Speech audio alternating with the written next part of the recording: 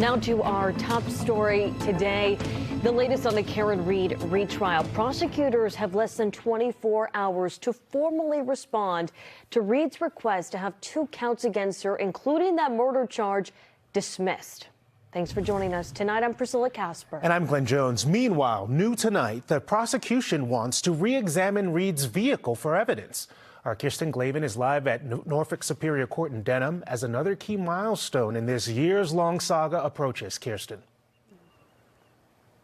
Yeah, it's all eyes on Karen Read once again, and it does come to a head this Friday when Read sits down with Dateline for an interview you'll only see right here on NBC.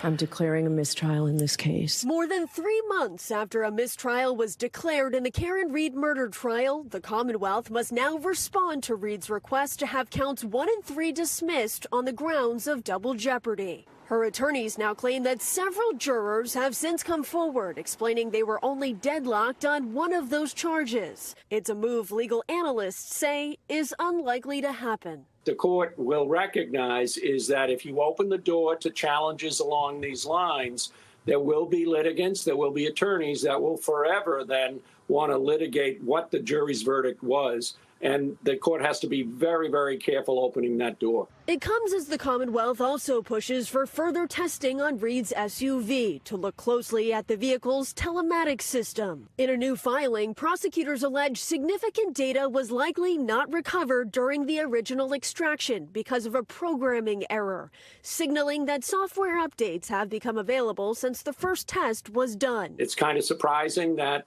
neither side has dug as deeply as they should have into that computer and the forensics examination behind it so that you could properly instruct the jury, at least as to what the computer indicates that vehicle and the driver were likely doing at the time. Meanwhile, NBC's Dateline will cover the case this Friday, interviewing Read in a 2-hour special. I said, could I have hit him? Did I hit him?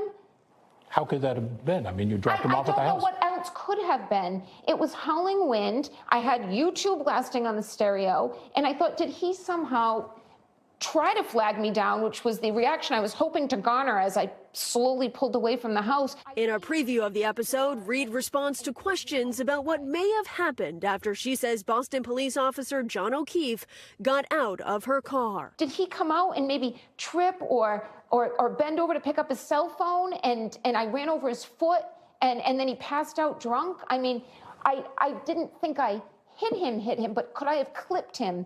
Could I have tagged him in the knee and incapacitated him?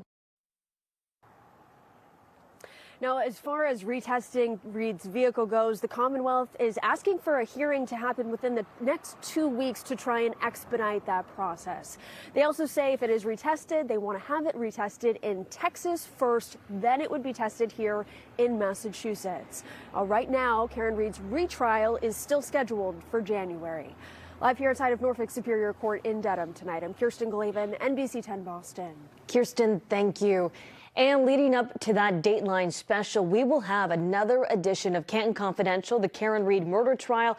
We will help you get caught up on the very latest filings in this case that airs at 7 p.m. on Friday, only here on NBC 10 Boston.